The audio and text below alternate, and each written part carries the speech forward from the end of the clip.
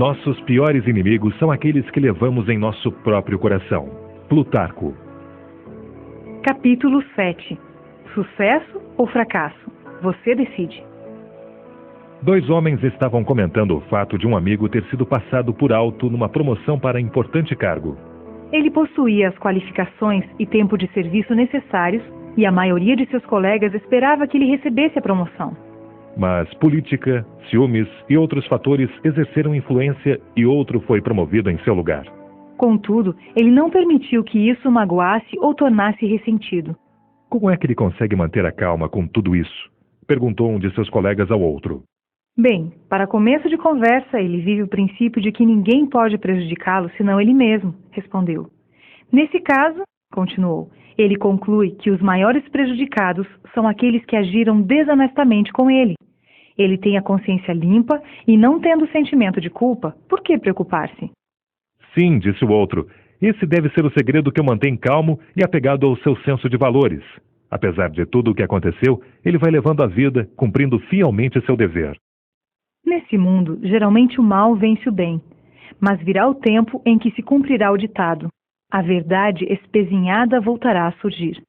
A melhor defesa contra as forças oponentes que esperam que você desanime é provar através de sua vida e atitudes que eles estão errados.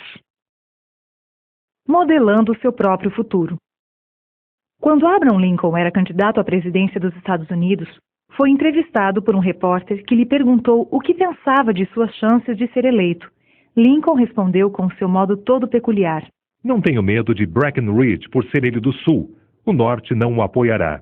Nem me preocupo muito com Douglas, já que ele não terá o apoio dos eleitores do Sul. Mas há um homem que temo muito. Seu nome é Abraham Lincoln. Se eu perder, será culpa dele. Cada um é, em grande medida, responsável por seu próprio futuro. Na maioria dos casos, é nossa própria atitude e a maneira de trabalharmos que decidirá nosso êxito ou fracasso na vida. Sentar e choramingar nossa triste sorte neste mundo miserável não ajuda a ninguém. Não há condições de sermos erguidos ou empurrados para frente, estando cheios de autocompaixão e indo em busca da solidariedade de pessoas perversas e das forças do mal. A melhor maneira de ajudar-se é usar plenamente as forças que há em você mesmo, enquanto busca sinceramente apoio e cooperação dos poderes do bem que também estão em atividade neste mundo. Será ótimo se você conseguir ignorar as forças que tentam destruir sua autoconfiança. Considerá-las um desafio que o leve a realizar o que há de melhor em você é muito superior. Nova tentativa. Um escritor descreve sua experiência de vida nessas palavras. Sou derrotado vez após outra, mas existe algo dentro de mim que nunca é derrotado. Estou repleto de novos começos. Repleto de novos começos. Que aspecto maravilhoso da vida! Existem poucos fracassos, poucas derrotas que não possam ser remediados com o uso de um novo começo. Um menino ganhou prestígio entre seus colegas patinando com mais habilidade que qualquer outro. Quando sua família se mudou para um lugar novo, ele impressionou toda a rapaziada com sua destreza nos patins. Como foi que você aprendeu a patinar desse jeito? Um deles perguntou. Foi simples, respondeu. Simplesmente me levantava toda vez que caía. No dia 30 de abril de 1944, durante a Segunda Guerra Mundial, o piloto Ed Norton foi atingido quando sobrevoava Dunkerque, na França. É provável que tenha sido morto, sendo que nunca foi encontrado. Entre seus documentos, deixou uma prece escrita à mão, cuja mensagem revelou uma atitude para com a vida que ainda hoje serve de inspiração e desafio. Querido Deus, ajude-me a dar uma contribuição real para a vida. Não quero um trabalho fácil. Quero simplesmente poder devolver-lhe 100% do que me tem dado. Coloque-me onde quer que precise de mim. Se me der uma tarefa árdua, ficarei agradecido pela confiança. Ajude-me a lembrar que nunca enfrentarei coisa alguma que não possamos resolver juntos. Ajude-me a considerar os problemas como desafios e a compreender que a derrota, oposição e perplexidade não podem ser evitadas. Ajude-me a ser agradecido por isso.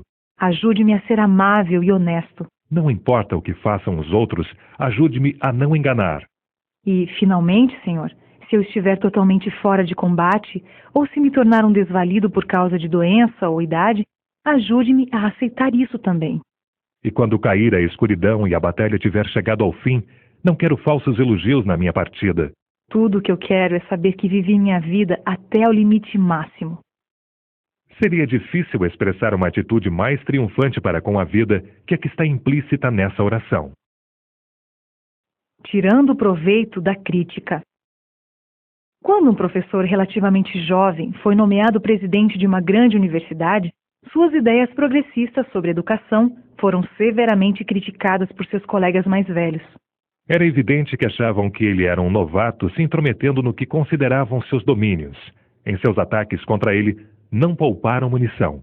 Não é terrível que ataquem seu filho desta maneira? Perguntou um amigo ao pai do presidente.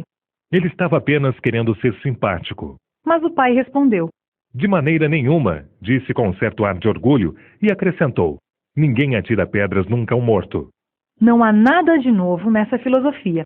Está intimamente ligada à declaração bíblica. Ai de vocês quando todos falarem bem de vocês. Isso não quer dizer que não devamos dar ouvidos à crítica. Às vezes, ela pode ser útil.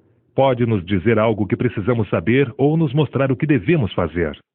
Devemos, porém, sempre ter em mente que as pessoas cheias de iniciativa e que estão progredindo serão por vezes criticadas, hostilizadas e mesmo escarnecidas. Por exemplo, quando Fridtjof Nansen, o explorador norueguês, pediu apoio financeiro ao governo para cruzar a Groenlândia de esquis, os jornais zombaram dele.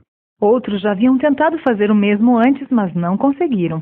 Como se isso não bastasse, Nansen teve a louca ideia de desembarcar com sua expedição de um barco pesqueiro na desolada costa oriental e rumar para a costa ocidental, onde vivem os poucos habitantes daquela região.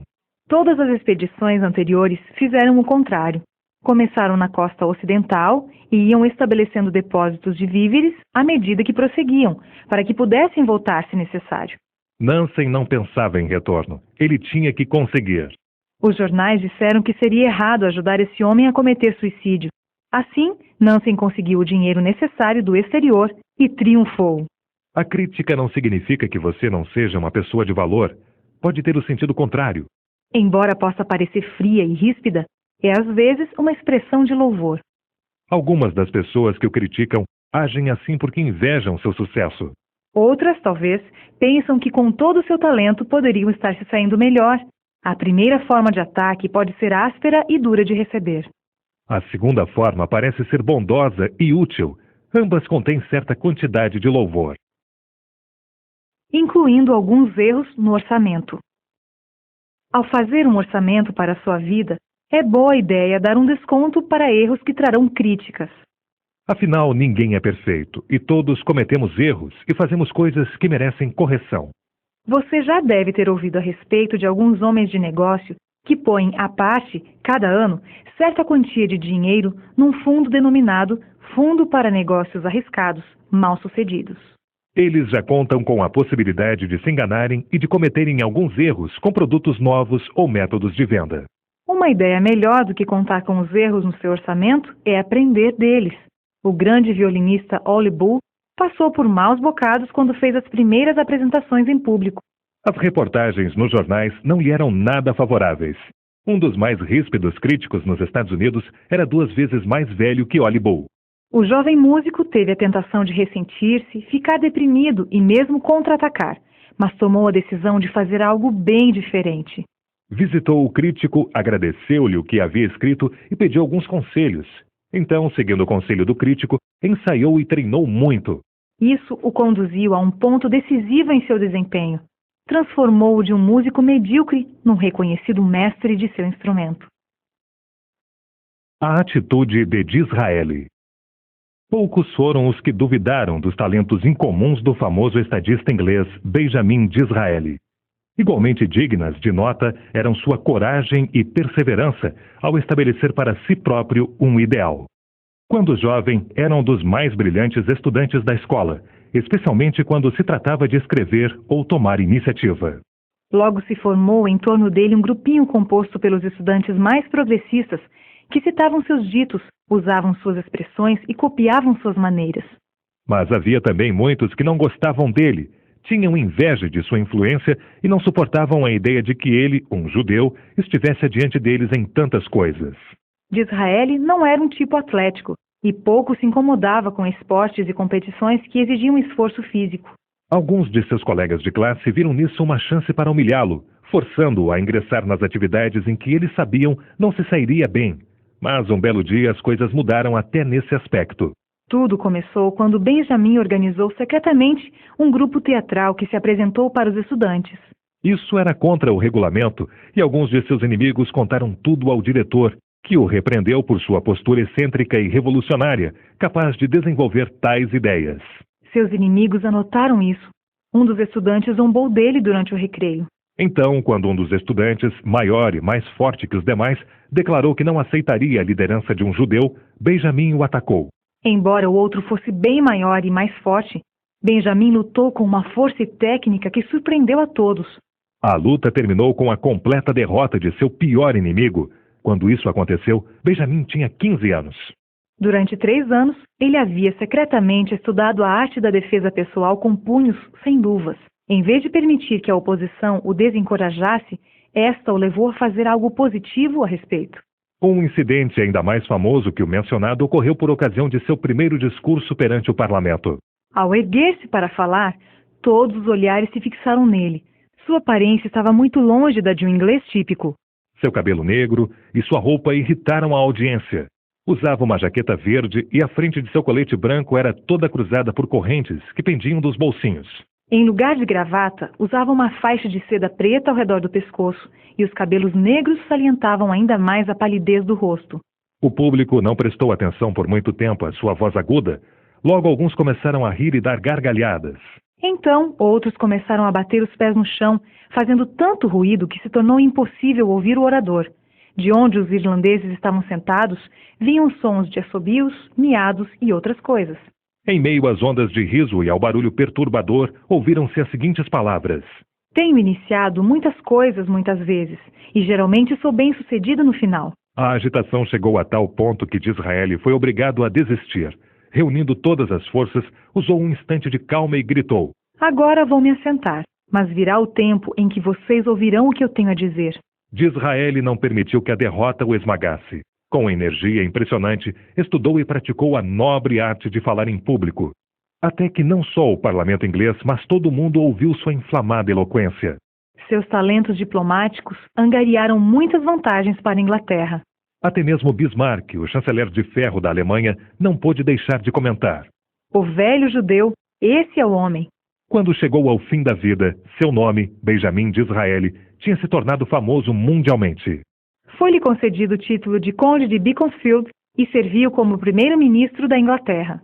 A rainha Vitória erigiu um monumento em sua homenagem e nele mandou gravar o seguinte texto bíblico: Os lábios de justiça são o contentamento dos reis, e eles amarão o que fala coisas retas. Uma verdadeira honra para aquele cujo primeiro discurso diante do parlamento inglês fora um fiasco. Ser capaz de começar de novo, cada vez que surja uma necessidade, e erguer-se a cada queda, são princípios de vida que valem a pena ser seguidos.